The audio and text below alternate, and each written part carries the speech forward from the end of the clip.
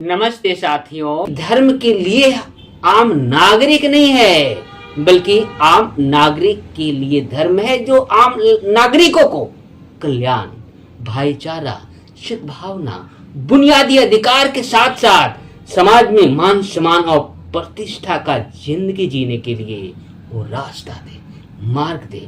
बाबा साहब का सपना था देश का प्रत्येक दलित हिंदू धर्म के दलदल से बाहर निकलकर बौद्ध धर्म में दीक्षित हो जाए। अपनी आमदनी का 20वां भाग बौद्ध धर्म पर खर्च करने की बात तो अलग रही, उन्होंने बौद्ध धर्म ग्रहण तक नहीं किया। कबीरपंथी अपने इस कंटेंट में कहते हैं, आज बाबा साहब के उपरोक्त कथन पर दलित वर्ग के लोगों ने कोई गौर नहीं किया। अलग अलग एपिसोड, अलग अलग पुस्तक, अलग अलग उनके बारे में संदर्भ के माध्यम से आपने सुना होगा कि बाबा साहब अम्बेडकर का वह पीड़ादायक शीर्षक में आखिर क्या लिखा है। बाबा साहब अपने पूरे जिंदगी में जो समाज में समानता व्याप्त थी उसमें जीते हुए उसमें ही समानता लाने का यथासंभव प्रयास किए। इस तरह के सामाजिक बदलाव आधारित वीडियो से आप अवगत हो रहे हैं। आप इस तरह के वीडियो चाहते हैं तो आप इसे ज्यादा से ज्यादा ग्रुपों में शेयर करें, लाइक करें और कमेंट करके आपके दिलो दिमाग में जो बातें चल रही है या इसको बेहतर करने के लिए आपके जो सुझाव दिमाग में आ रही है उसको आप जरूर लिख कर भेजें। बाबा साहब के दर्द आखिर किस प्रकार का और किन लोगों से ये दर्द के बारे में वो सुनने, समझने और सुन समझ कर पहचानने के लिए वो कहते हैं, नागपुर के विशाल सम्मेलन में अपने धर्मांतरण के अवसर पर उन्होंने आपको जिस बात के लिए आह्वान किया आप उसे मत भुलाइए।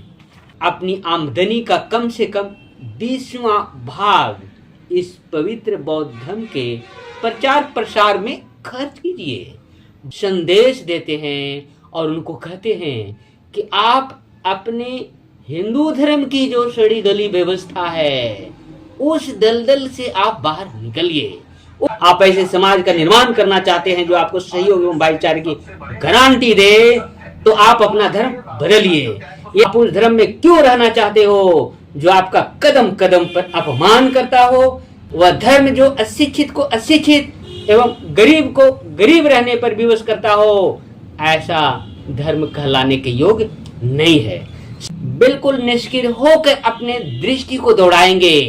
लोगों को ऐसा लगता है कि मेरा सब कुछ धर्म है।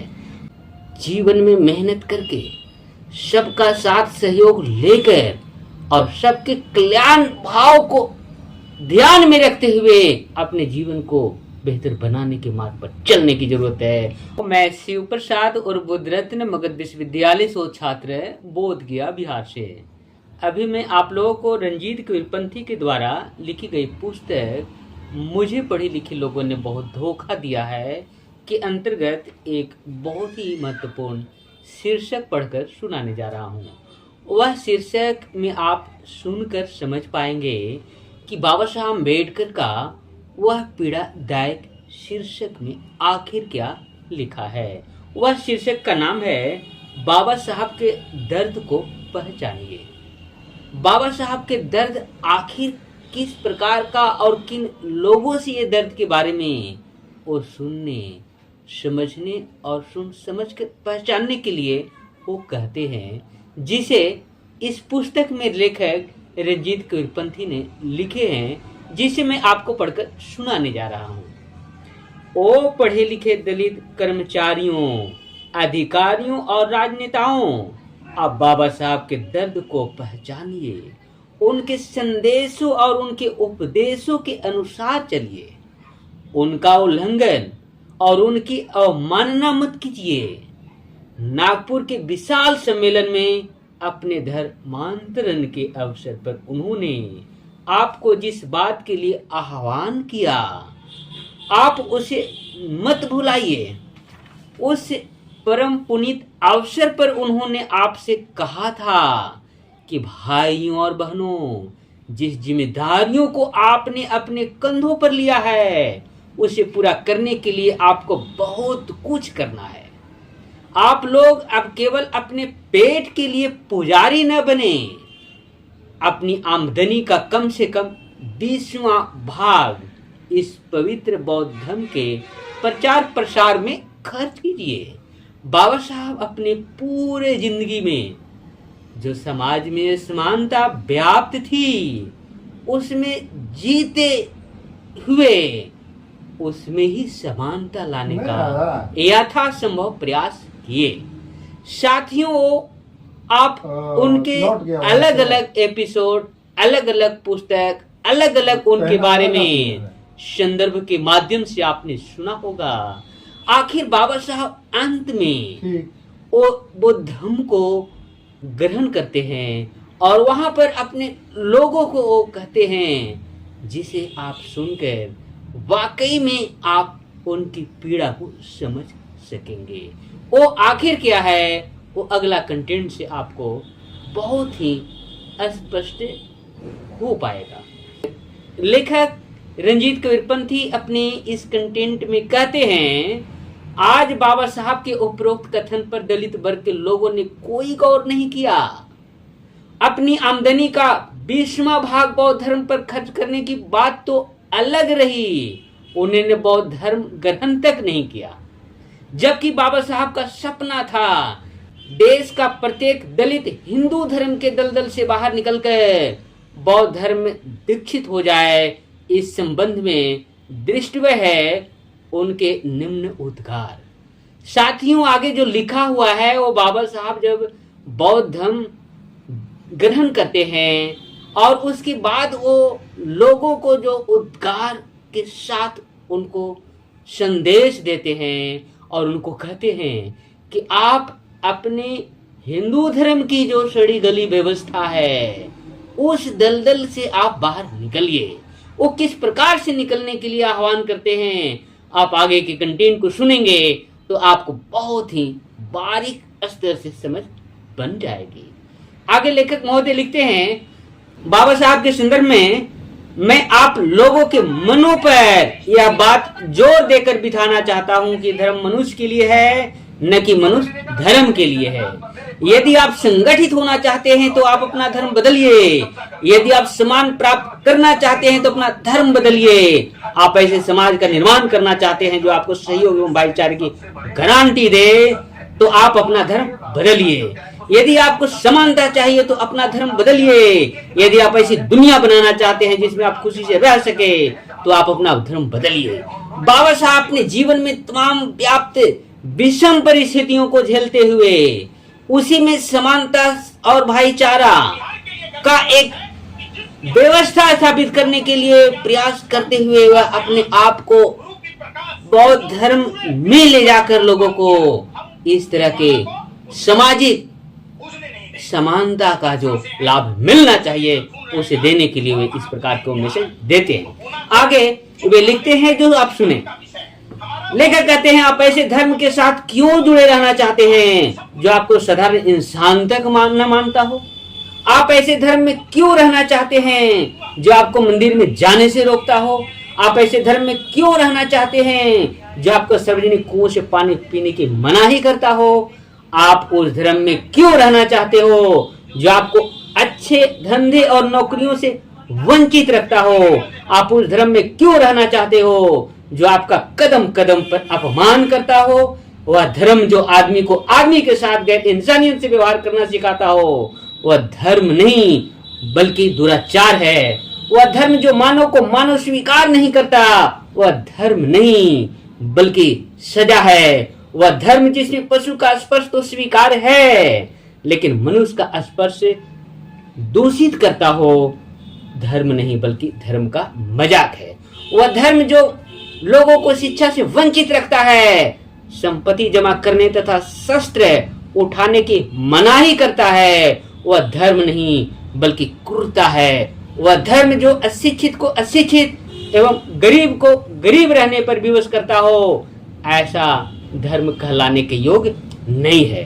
साथियों, आज के डेट में हम समझते हैं तमाम लोग पूरे देश के जो वर्तमान स्थितियों पर आप बिल्कुल निष्क्रिय होकर अपने दृष्टि को दौड़ाएंगे। लोगों को ऐसा लगता है कि मेरा सब कुछ धर्म है। बाबा साहब इस संदर्भ में कहते हैं कि धर्म के लिए आम नागरिक नहीं है, बल्कि आम नागरिक के लिए धर्म है जो आम नागरिकों को कल्याण, भाईचारा, सद्भावना, बुनियादी अधिकार के साथ साथ समाज में मान सम्मान और प्रतिष्ठा का जिंदगी जीने के लिए वो रास्ता दे, मार्ग दे। बिल्कुल इसी प्रकार का धर्म के तौर पर बाबा साहब ने अपने पूरे लंबे जिंदगी में तमाम धर्मों के अध्ययन उपरांत उन्होंने पाया कि मात्र एक बौद्ध धर्म ही एक ऐसा जीवन जीने का मार्ग या जीवन जीने की कला के तौर पर, वह लिविंग ऑफ आर्ट के तौर पर मौजूद है, जिसको पूरे दुनिया के लोग अपना रहे हैं, जो शिक्षित है, जो सभ्य है और जीवन में अपने जैसा कल्याण दूसरे के जीवन में भी कल्याण का भाव रखते हैं। साथियों, ये जो बाबा साहब की जो पीड़ा है और इस पीड़ादायक जो कंटेंट है, और उन्होंने अपने समाज के लोगों को ही नहीं, देश के तमाम नागरिकों को, जिन्हें जीवन में अपने पैतृक स्तर से जीवन का जो स्तर है उससे आगे बढ़ने के लिए जो संवैधानिक रास्ता दिया गया है और शिक्षा के माध्यम और अपनी कठिन मेहनत के द्वारा वह अपने को बेहतर लाइफ में, अपने बेहतर जीवन जीने के लाइफ में वह बदल सके। इसके लिए कोई अगर धर्म भी साथ और सहयोग देने वाला है तो वह है बुद्ध का बताया गया मध्यम मार्ग का धम्म, जो किसी भी धर्म के लोगों के लिए उतना ही मायने और महत्वपूर्ण रखता है जितना कोई भी व्यक्ति धार्मिक दृष्टिकोण से निष्क्रिय रहते हुए हर किसी का कल्याण का अपने आप में भाव रखता हो। तो इस प्रकार से हम समझते हैं कि हम सभी भारतवासियों को धर्म के नाम पर, जातियों के नाम पर बंटने के बजाय जीवन में मेहनत करके सबका साथ सहयोग लेकर और सबके कल्याण भाव को ध्यान में रखते हुए अपने जीवन को बेहतर बनाने के मार्ग पर चलने की जरूरत है। और वो अगर कोई धर्म में है तो तमाम धर्मों में हो सकते हैं, लेकिन बाबा साहब के शब्दों में तथागत बुद्ध का मध्यम मार्ग उत्तम है। साथियों, इसी के साथ हम आप लोगों को इस वीडियो में ओवर करते हैं। आप इस तरह के सामाजिक बदलाव आधारित वीडियो से आप अवगत हो रहे हैं, आप इस तरह के वीडियो चाहते हैं तो आप इसे ज़्यादा से ज़्यादा ग्रुपों में शेयर करें, लाइक करें और कमेंट करके आपके दिलो दिमाग में जो बातें चल रही है या इसको बेहतर करने के लिए आपके जो सुझाव दिमाग में आ रही है उसको आप जरूर लिख कर भेजें। हम उस पर गौर करेंगे और इसको बेहतर से बेहतर करने का यथासंभव प्रयास करेंगे। इसी के साथ आप तमाम लोगों को मेरी ओर से बहुत बहुत धन्यवाद, साधुवाद।